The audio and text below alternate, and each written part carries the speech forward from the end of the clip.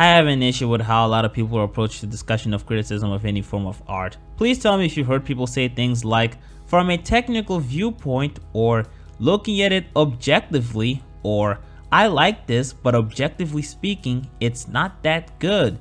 Digipro has already made a video covering the idea of objective opinions that pretty much reflect how I feel, and for what it's worth, I think in general people acknowledge that there's a layer of subjectivity whenever we interact with a piece of media that contributes to our overall opinion of the work, which is good. I'm glad people at least embrace that to some extent, but I'm bothered by how people still hold on to this idea of technicality that transcends all subjectivity, which I can't help but feel like it's a misguided mindset. Now I might as well start off by defending the idea that there is to some extent objectivity in art, but not in the way you might think, because I actually think people can have wrong opinions, and a good example of this is Phantom Strider. In his video called Top 5 Cartoons I Hate That Everyone Else Likes, he described Mordecai and Rigby as a bunch of dudes who don't do anything, have no care in the world, and don't seem to change. But anyone who watched regular show knows that this is fucking bullshit. It is provable that his statements are false, like how plenty of episodes are about Mordecai and Rigby helping their workmates in whatever struggle they were in, including Muscle Man, who's a huge dick to them, and also the entire character development Rigby suffered over the course of the series, which I would explain it, but I don't want to spoil anything. Here, you can't make the argument that it's just his opinion or that I'm just attacking him for having a different opinion than mine. No, I'm actually attacking him for having opinions based on misrepresentation of the characters, which makes him intellectually wrong. He can have an issue with the way the characters are written, and if he can make a case for why they aren't well executed, even if I don't agree with him, I would be perfectly fine. But it's when you start to mischaracterize them that it becomes a problem. The point I'm trying to make is that there are in fact tangible elements in any piece of art that are to some extent objectively, or in better words, observably provable.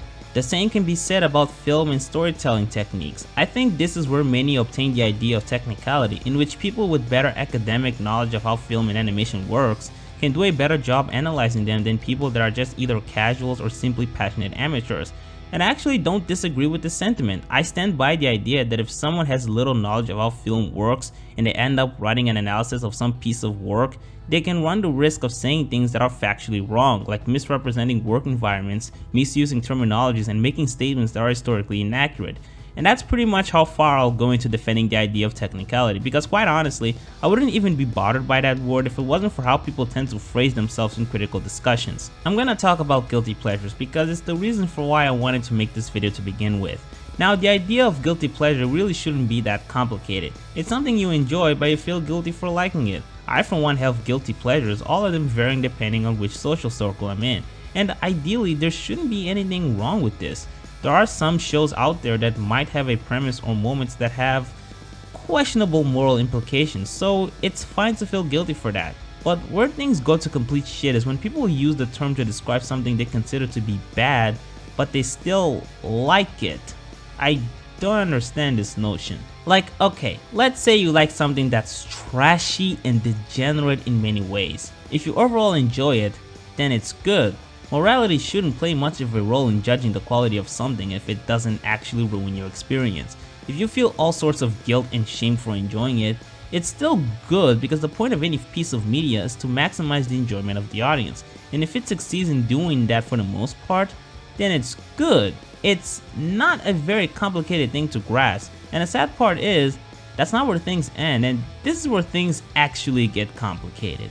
One thing you'll probably notice while skimming through everyone's list of guilty pleasures, it's not just about the morality, and this is where I bring back the whole idea of technicality. A lot of the times when people say that something is bad but it's a guilty pleasure, what they really mean is they're able to recognize the flaws in a show more than they can recognize the strengths. This isn't to say that they don't know why they like it, it's more that they can't justify why the strengths overpower the flaws. So they have this sense that they shouldn't even like the show to begin with, which end up making them feel guilty for enjoying it. This tends to happen a lot, especially when other people genuinely dislike the show and they make pretty good points for why it's bad. I mean, imagine if someone made a 3-hour long analysis of some random show you like and they do a good job picking apart every single logical inconsistency, problems with the directing and cinematography or animation, and also highlighting storytelling missteps. Now, there are 3 ways to react to this situation. 1. Completely disagree with his points regardless of how well elaborated they are. 2. Agree with them, but still not convinced that those flaws ultimately ruined the show for them. Or 3. You agree with them and change your mind completely, to the point where you stop liking the show. Now, there's nothing wrong with any of the three outcomes I mentioned, but there is one alternative reaction to the second option that I actually do have a problem with, which is in spite of the fact that you acknowledge that those flaws don't affect your enjoyment all that fatally, because you can't justify in words your case for why the strengths supersede the flaws, you just simply give up and call it a guilty pleasure.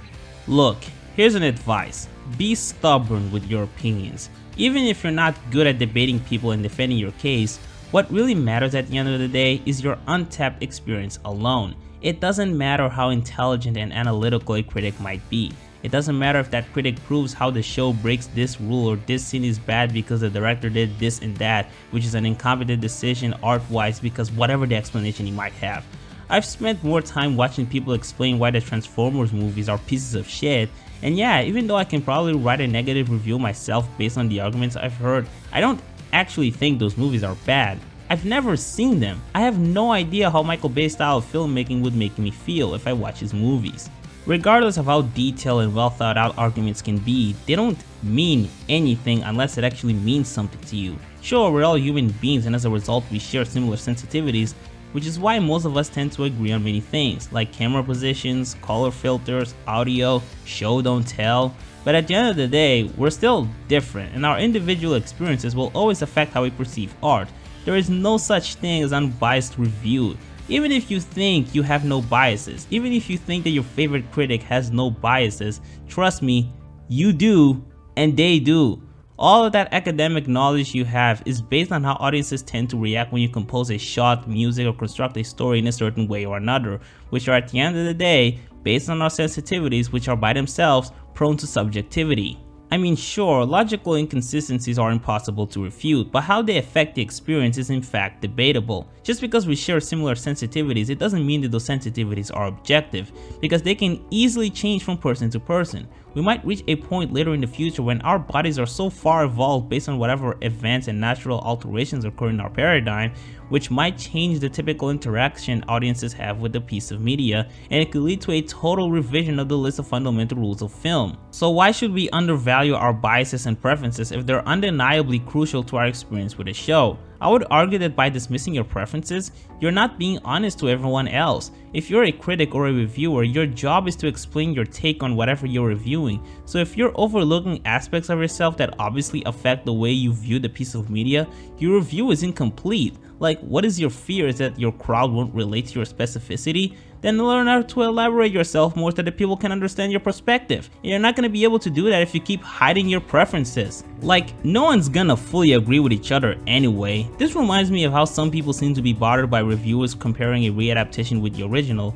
and making the point that reboots, spin-offs, and remakes should be judged individually, which, first of all, the producers behind them already shot themselves in the balls by using a pre-established property to capitalize on a brand recognition, and if they didn't want people to compare it with the original, a better solution, but harder, which is why they didn't go for it, would be to create a new story. Secondly, asking someone to ignore his past experience with the original property and not allow it to influence his opinion on the readaptation is like asking him to rewire his brain. If you want to hear someone's take on a reboot without taking into account the original, the solution isn't to force others to suppress their history and strong connection. Instead, what you should do is look for other people who don't give a shit about the OG and listen to their thoughts. For instance, if you're interested in hearing someone share his opinions on the new Star Wars movies without bringing up the previous trilogies, you can ask me instead of everyone else. Anyway, watch this video if you want a more expanded take on this subject. Getting back on topic, you should all keep in mind that I'm not trying to devalue academic and professional knowledge of film. I do believe that studying that stuff can make you understand how film speaks to you more. I don't mind people analyzing media by breaking down its techniques and appreciating the craftsmanship. I think that's a wonderful thing, and I would be absolutely proud of myself if I were in the position of doing that as well. I just have a problem with people subscribing to this idea that our specific preferences shouldn't play much of a role when judging a show. You have no idea how many times I've seen people make the distinction between top 10 favorite shows and top 10 best shows when really, they should be the same list unless you have a different criteria for best shows that doesn't just involve the quality.